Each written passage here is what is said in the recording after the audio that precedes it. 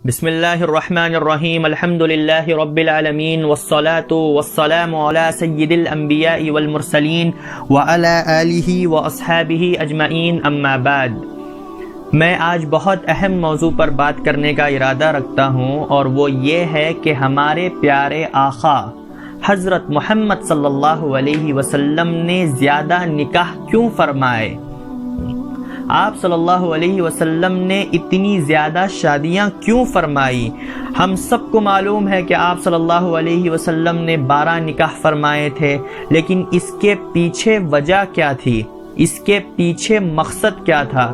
یہ بہت کم لوگوں کو معلوم ہے، تو اسی لیے میں انشاءاللہ بہت مختصر انداز میں یہ بیان کرنے کی کوشش کروں گا کہ آپ صلی اللہ علیہ وسلم نے اتنی زیادہ شادیاں کیوں فرمائی اور اس کے پیچھے مقصد کیا تھا۔ اللہ تعالیٰ سے دعا ہے کہ اللہ تعالیٰ مجھے سمجھانے کی اور خود سمجھنے کی توفیق عطا فرمائے۔ آپ صلی اللہ علیہ وسلم کا پہلا نکاح ام المؤمنین حضرت خدیجہ رضی اللہ تعالی عنہ سے ہوا تھا۔ اس وقت آپ صلی اللہ علیہ وسلم کی عمر مبارک 25 سال تھی، اور حضرت خدیجہ رضی اللہ تعالی عنہ کی عمر 40 سال تھی، اور حضرت خدیجہ رضی اللہ تعالی عنہ نے خود آپ صلی اللہ علیہ وسلم کو نکاح کا پیغام دیا تھا، یعنی شادی کا پروپوزل دیا تھا۔ اور حضرت خدیجہ رضی اللہ تعالی عنہ جزیرۃ العرب کی سب سے مالدار خاتون تھی، بہت بڑی مالدار اور شاہی خاندان کی بزنس وومن تھی۔ حضرت خدیجہ رضی اللہ تعالی عنہ نے آپ صلی اللہ علیہ وسلم کو نکاح کا پیغام کیوں دیا اور کیا وجہ تھی، میں یہ سب بتانا مناسب حال نہیں سمجھتا، کیونکہ بات بہت لمبی ہو جائے گی اور میں اپنی بات مختصر رکھنا چاہتا ہوں۔ بس اتنا سمجھ لیجئے کہ آپ صلی اللہ علیہ وسلم کی نبوت سے پہلے پورا عرب آپ صلی اللہ علیہ وسلم کو الصادق الامین کے لقب سے یاد کرتا تھا، تو حضرت خدیجہ رضی اللہ تعالی عنہ نے آپ صلی اللہ علیہ وسلم کی سچائی اور ایمانداری دیکھ کر، آپ صلی اللہ علیہ وسلم کے مبارک ہاتھوں میں جو برکت تھی اس کو دیکھ کر، اور آپ صلی اللہ علیہ وسلم کی خوبصورتی اور حسن و جمال تو اپنی جگہ تھا ہی، ان تمام چیزوں سے متاثر ہوتے ہوئے حضرت خدیجہ رضی اللہ تعالی عنہ نے آپ صلی اللہ علیہ وسلم کو نکاح کا پیغام دیا، اور آپ صلی اللہ علیہ وسلم نے وہ نکاح کا پیغام قبول فرمایا۔ اور آپ صلی اللہ علیہ وسلم کی تمام اولاد، آپ صلی اللہ علیہ وسلم کے تمام بچے حضرت خدیجہ رضی اللہ تعالی عنہ سے ہوئے تھے، صرف ایک بیٹے کو چھوڑ کر، حضرت ابراہیم رضی اللہ تعالی عنہ۔ آپ صلی اللہ علیہ وسلم کو 7 بچے تھے، 4 بیٹیاں اور 3 بیٹے۔ ان میں سے 6 بچے یعنی 4 بیٹیاں اور 2 بیٹے حضرت خدیجہ رضی اللہ تعالی عنہ سے ہوئے تھے، صرف حضرت ابراہیم رضی اللہ تعالی عنہ کو چھوڑ کر۔ جب حضرت خدیجہ رضی اللہ تعالی عنہ اس دنیا سے رخصت ہوئی تو آپ صلی اللہ علیہ وسلم کے تمام بچے بہت چھوٹے تھے، بیٹے تو بہت کم عمر میں ہی اس دنیا سے رخصت ہو گئے تھے۔ تو جب حضرت خدیجہ رضی اللہ تعالی عنہ اس دنیا سے رخصت ہوئی تو آپ صلی اللہ علیہ وسلم کے مبارک بچے بہت چھوٹے تھے، اور ان کو ایک ماں کی ضرورت تھی۔ تو آپ صلی اللہ علیہ وسلم کے خاندان کے لوگوں نے آپ صلی اللہ علیہ وسلم کو یہ مشورہ دیا کہ یا رسول اللہ صلی اللہ علیہ وسلم آپ نکاح فرما لیجئے۔ تو ایک دن آپ صلی اللہ علیہ وسلم کو خواب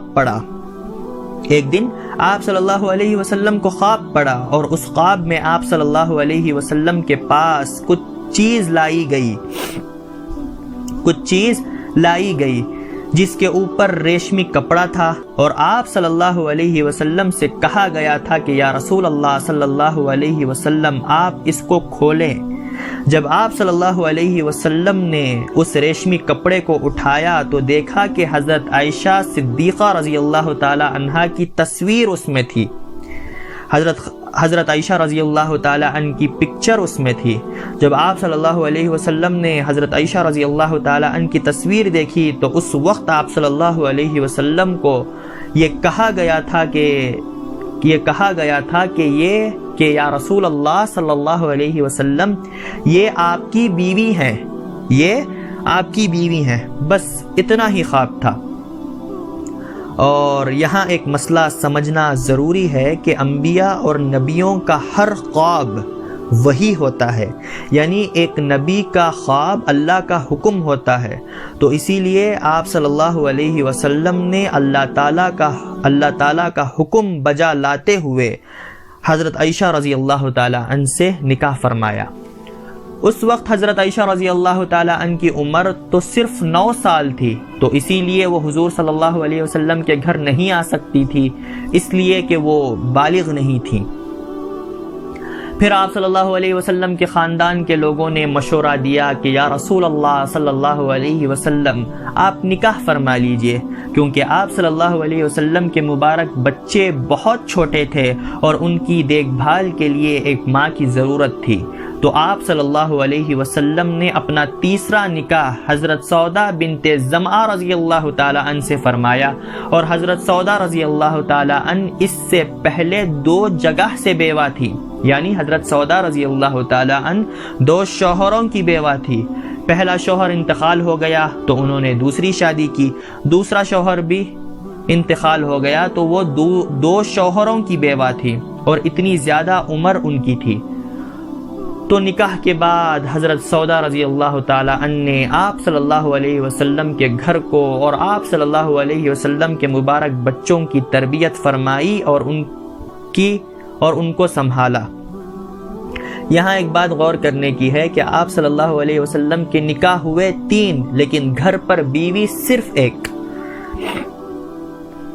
تو بقیہ 9 نکاح آپ صلی اللہ علیہ وسلم نے اپنے آخری 7 سال میں فرمائے تھے، یعنی 56 سال کی عمر میں آپ صلی اللہ علیہ وسلم نے بقیہ 9 نکاح فرمائے تھے۔